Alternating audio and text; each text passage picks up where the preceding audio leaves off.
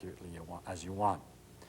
But according to the mathematics that he discovered, Heisenberg discovered, he saw that the implication that you could measure the speed and the position both simultaneously and know them, and that they would check when you measure them again and again, was impossible. It was contrary to what the theory would predict. He claimed then that it would be like this, that if you measure the position very accurately and then tried to measure the speed, or the momentum, I should say more precisely, it's the speed times the mass, then if you measure the position again, it would be different. It would be possible to have something standing still, so if you measure the speed, measure the position again and again, it's always the same. But then, if you measured the momentum, even if it's supposed to come out zero, when you measure the position, it wouldn't be exactly the same. In other words, it's not like classical particles in a normal sense is possible only if you allow that measurements are going to disturb the system.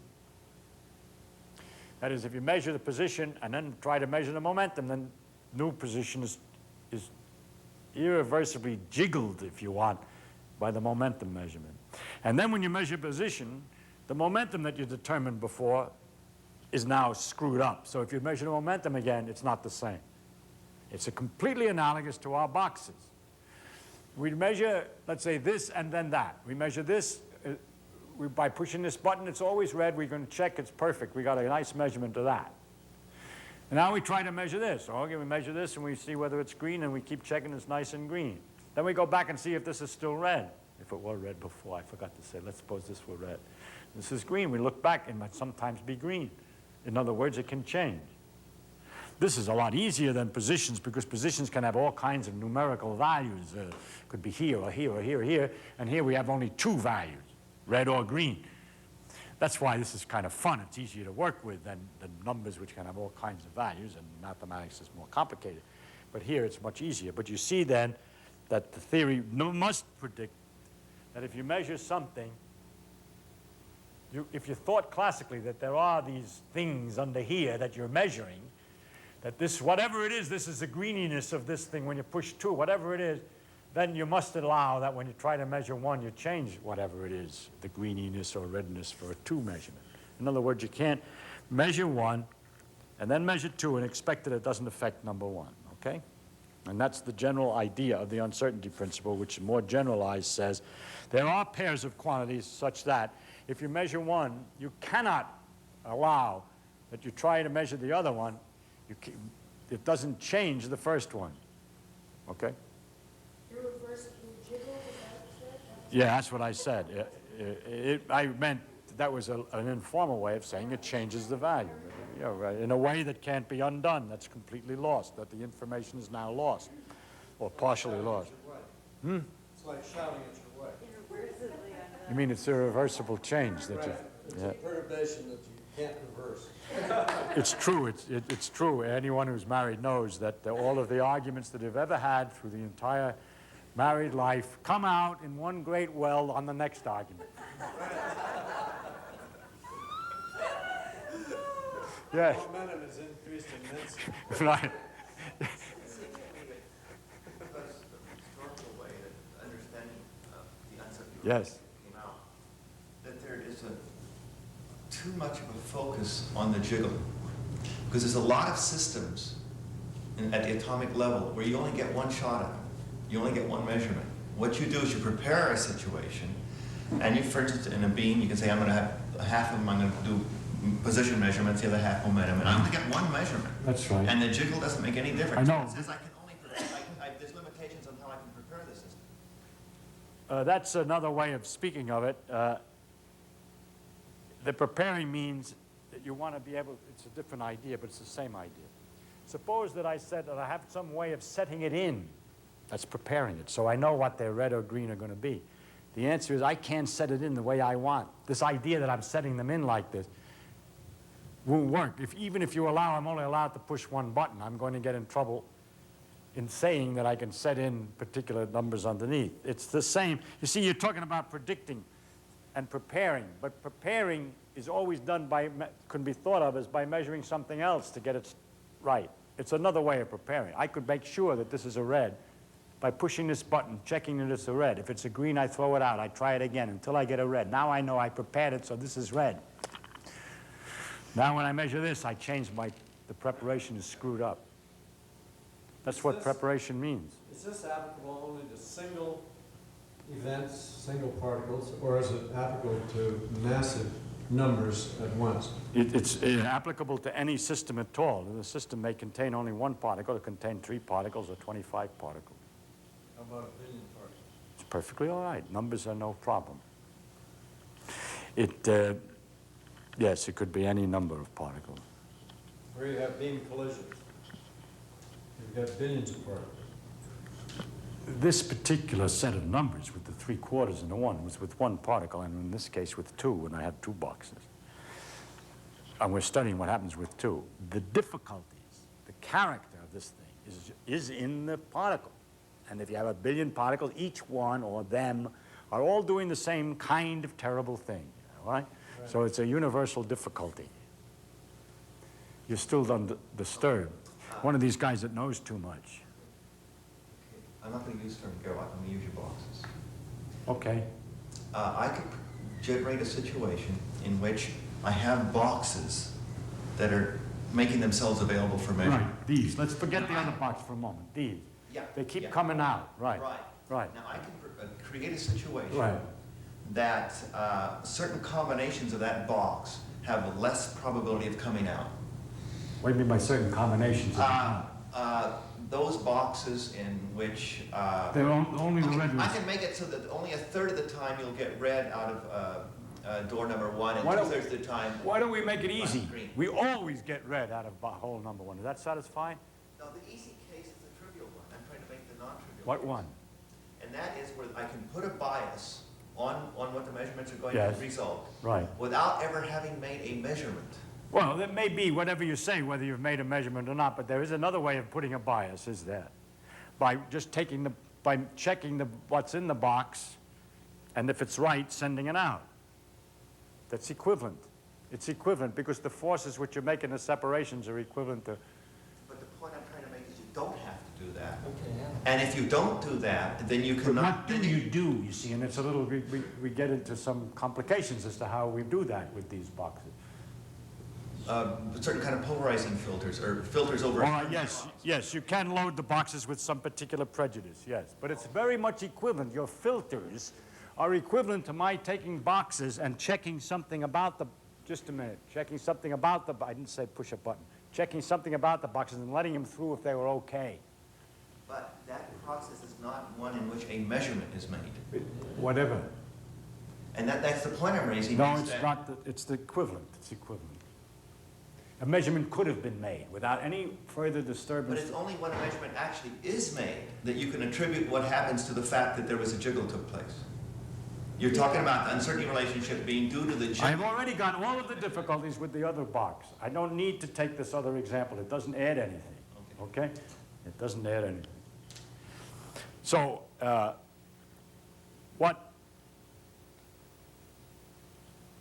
way of speaking would be to say, one of the things is either, I see what you want to say. I know what you're trying to say, which will make more clear when I take the case of 2 boxes.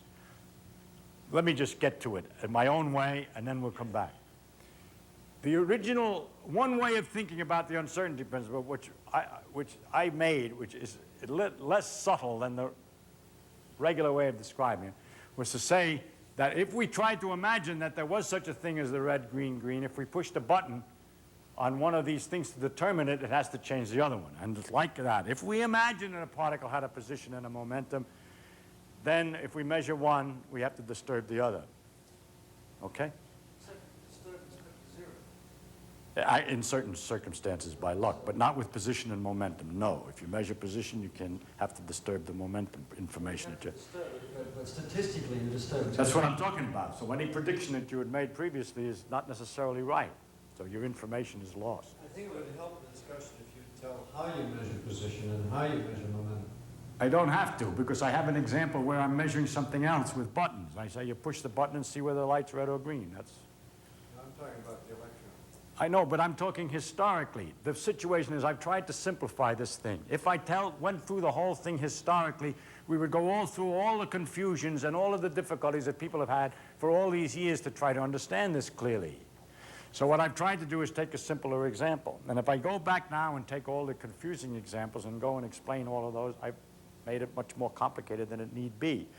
What I'm telling you only about the history so you can find out what fits into what you just learned, what words belong to what.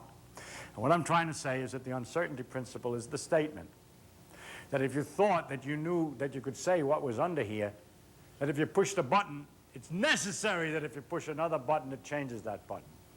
In other words, what's under here becomes uncertain, or is changed by in an uncertain way, because it's probabilistic, by pushing this other button. That's the idea. That's an example of the uncertainty principle. The uncertainty principle applied to this example, which we've been using as our primary example of the behavior of quantum mechanics. But the original statement of the uncertainty principle was more general and wasn't on this particular thing, and one of the examples was position and momentum measurements. We could go through the standard way of describing Heisenberg's uncertainty principle, but I think that we would only go much slower than if we went this way. Yes? I just want to get clear on this. If you push the first button, you get red. You push the second button, you get green. Right. And then if you push the first button, you could get either red or green. That's correct. That would be the uncertainty principle. That's right, it is. If you, Not only do you get it either red or green, yeah. but you get it red or green with a, if this were, let's say this was red, then this was green. You push this button, it's different than this button 3/4 of the time, the same 1/4 of the time. And that is always the same numbers, no matter what there was here before. You understand what I mean? The fact that what you've measured here before becomes irrelevant for future predictions after I push this button. Like the roulette wheel situation. Yeah. Something like that, yes. If you push this and it's red, or I don't care, green, whatever. Now you push this and it's green. Either way, the chance of this one being red or green is still, if this were green, 1/4 red, 3/4 green. Sorry. 1/4 green, 3/4 red. The fact it's 3/4 red, prejudice toward red, is not because it was red before, but because this one was green. For instance, if this were red and this accidentally were red when you pushed it, then this time, this is more likely to be green 3-to-1, 3 out of 4, and red 1 out of 4. Okay? But the proportions for this are completely independent of what your previous measurement was. So in this particular case, it's an example that measuring this means that any information you had about the other one before is completely irrelevant in future predictions. Okay? That's the nature of the... I kept hearing you say when you push the second one, the first one would be the opposite. No, I didn't mean to imply that. I meant only that it was opposite 3/4 of the time. In other words, it behaved exactly the same way, whether or not... what I really mean, and I've made now clear, and thank you for your question, is that pressing the second one loses the information, any information that you had about pushing the first one. However, pushing the first one doesn't lose information if you want to measure the first one again directly without pushing any other one. Because if I measure it again, it always agrees, so I've got the information. So you say, nice, write it down. Now you push another one, I don't need to worry about what I had before. All future predictions of this one are independent of what I had before. Okay? So memory is outside the system. In this particular system. No, not outside the system, because if I push button 1, I have a memory. I can find out what it is again by pushing it again. That's the only. No, it isn't, because if I push button 2 and I knew that was red, then button 2 is got to be green 3 out of 4 times on the average. But it doesn't know that. But it happens. You know. No, I try it and it works.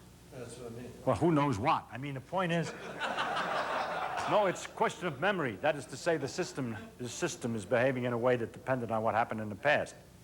If this was red, and then I push this one, it's likely to be green 3 out of 4 times, and that is different than if this were green, so that it has a remembrance of what this was, if you want. Memory is crazy. But what's true is that it doesn't remember 3 steps back. If you push a different button, it destroys the information from before, okay? So pushing 2 destroys the information you had from pushing 1. And that fact that has to happen, that if we had discovered, in other words, suppose that in the early days when this was first measured, you say there are different ways. I don't have to push the button. I can look inside the box by some kind of other trick. I got other methods. I scatter neutrons. I hokey pocus. I do something else to determine what this button would have been if I pushed it. After all, there are switches in there. After all, I can look at the way the thing is loaded before I push the button. That is, I make a different kind of measurement by a different method, which is to give me the same information. Now, if I could describe a different method which would have found out about these, which would not destroy those numbers, I never could get the 1/4 results that we were talking about. It's impossible. Well, Heisenberg's uncertainty principle went on to say, well, that not only does it change the measurement, but that no other way can exist to measure things that will disturb it less. There was a minimum amount of screw-up that you had to make when you measured button 2 about the information of 1. Okay.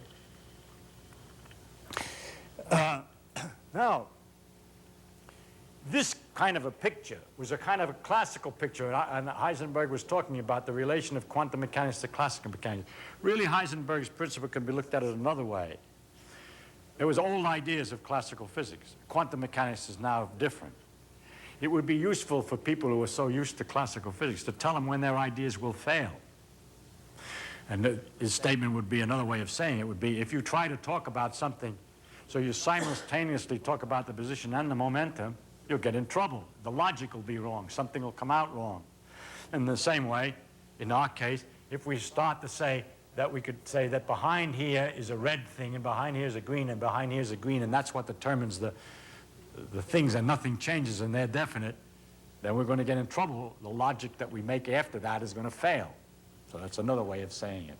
So really, it's a statement of protection, a statement, so to speak, of where the new mechanics, that you might get away roughly with the old mechanics for large regions approximately, but you've got to watch out particularly if you're trying to talk about things which involve, in his case, position and momentum at the same time. And in our case, what's going to happen if I push this and what's going to happen if I push that simultaneously without worrying about the fact that when I push one, it sort of changes the other. But this idea that there was something here which is being changed when I push the other button is still not satisfactory. That's what you wanted. Because we discover that we can make 2 boxes. And instead of finding out what's in here by piddling around in here, we remember one way was to push the button, the other way was to look underneath the switches or whatever. But whatever way we did it, it had to be true. Otherwise, we have an inconsistency that if we determine that this would have been red, and check it with the button, yes, it's red, check, yes. Let's take another. Suppose I found another way to look in here and look inside the switches, if there were any, and determine whether this was going to be red. All right, now if it's any good, after I've determined it was going to be red, then I can push the button and check whether it's true. Always works. Suppose. Right? But in the same way, I would get in trouble if after I determined that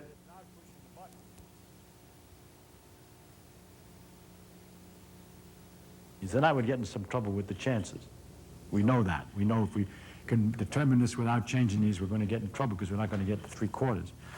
But there is a nice way, so you could always say now with Heisenberg that any attempt to measure this by any method at all is going to affect it. And that's perfectly happy and satisfactory if you would say, well, that's very easy. I'll just imagine any piddling that you do in there inadvertently turns something in there. But there is a way, a magic way of determining what's here without touching this one.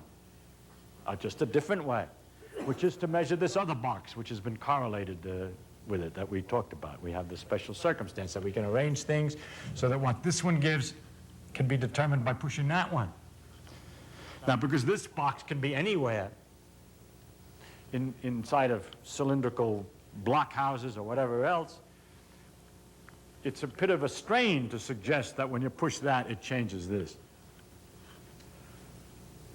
And so we have this puzzle that we would like to say that when we determine what's in box number 1, we would have to change things in 2s and 3s if we took this old view that there is a potentiality, that there are cards inside or something like that. So that the idea that there's cards inside or something like that, there's 2 ways of doing it. You can either say there's a marvelous force that exists at any distance instantaneously through block houses, through copper walls, through quartz. There's nothing you can do to affect it by doing something in between. Or simply to say that the old ideas are completely wet, that we can't talk logically about there being potentialities for red, green, and green, or for any other potentialities until we push the buttons. That to say what they might have been before we push them is no longer going to be permitted. We can't start to think. Well, let's see.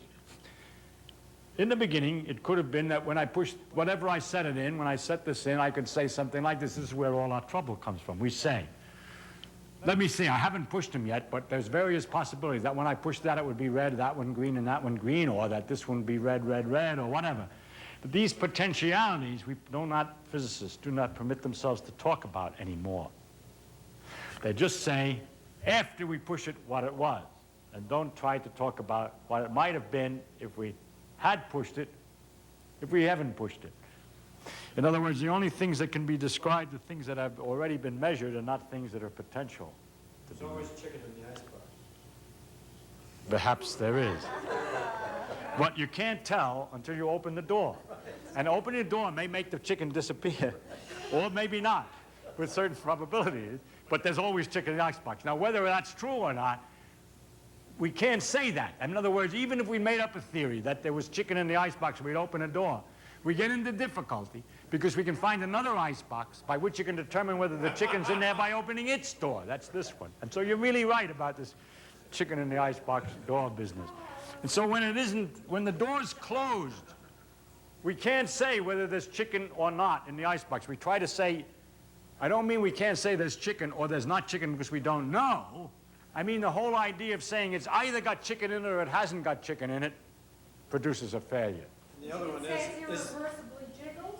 No, you can't use that anymore. You can't say that it is either one way or the other, and when you open the icebox it changes, because we can find out what was in the icebox by another measurement, and that gets inconsistent. Yes. So The old game of trying to figure out if the light is on when the door is closed on. it's gotten worse. You see, because with the old thing, the question is whether the light is on or the light is off when the door is closed. It seems legitimate to say the following. Either the light is on or it's off. There are two possibilities. Now let me start thinking, okay? The beginning step is no longer allowed. Before we push the button, we can't say, if we do, we're going to get into logical troubles and not be able to understand how nature works. So we have to train ourselves, and that's what physicists have done. They train themselves in a negative fashion to be very careful, not to say things like, well, let's see. This is either red, green, green, what would happen if I push the buttons, or else it's green, green, red, or else and so forth. Those are possibilities.